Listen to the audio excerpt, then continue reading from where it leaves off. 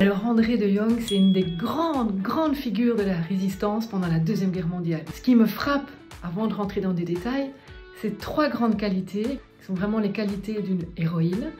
Audacieuse, très droite, c'est une énergie qui irradie. Elle naît en 1916 à Schaerbeek, à Bruxelles. Jeune, elle est vraiment bercée par le récit de femmes héroïnes qui se sont vraiment engagées pleinement pour la patrie à l'époque. André de Jong est assez douée en dessin, en art, et donc elle se destine a priori aux arts décoratifs qu'elle étudie.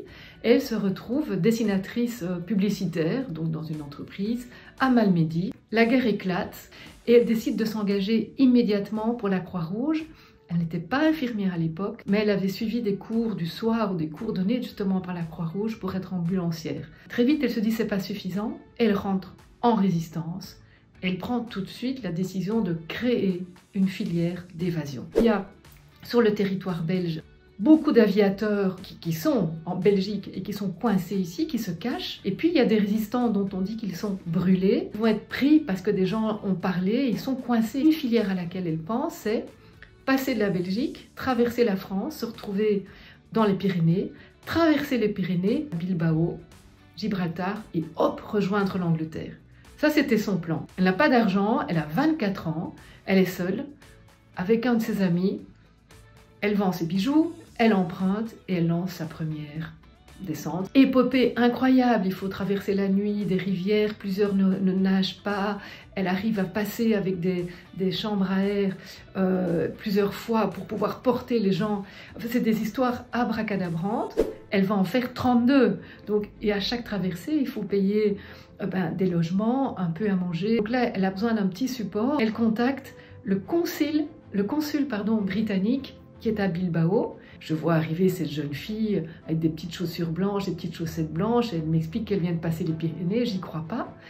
Et je dis, mais vous n'allez pas repasser les Pyrénées, tout à fait, quand même. Elle dit, mais pourquoi pas? Je suis aussi courageuse qu'un homme. Tous les gens qui l'ont rencontrée le disent qu'elle était très simple, très authentique, mais avec ce regard franc, qu'elle va être arrêtée, dénoncée par un valet de ferme, se retrouve déportée en Allemagne, en prison aussi, et puis envoyée malheureusement dans 2 camps de concentration de triste réputation que sont Ravensbrück et puis Mauthausen.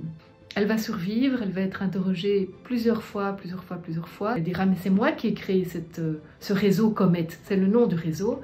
Et ces interrogateurs ne la croient pas, en disant, mais qui est derrière ce réseau? Elle dit, mais c'est moi qui l'ai créé.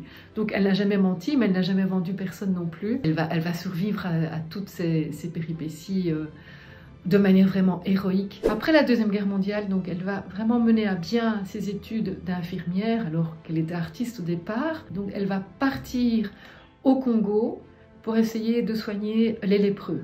Après s'être battue contre l'oppression, elle va quelque part continuer un combat, mais pour la guérison. Quand on lit un peu ses mémoires ou les quelques interviews qu'elle a données, ce qui est frappant, c'est quand on lui demande, mais dans le fond, de quoi vous vous souvenez de tous ces épisodes? Elle dit, la joie.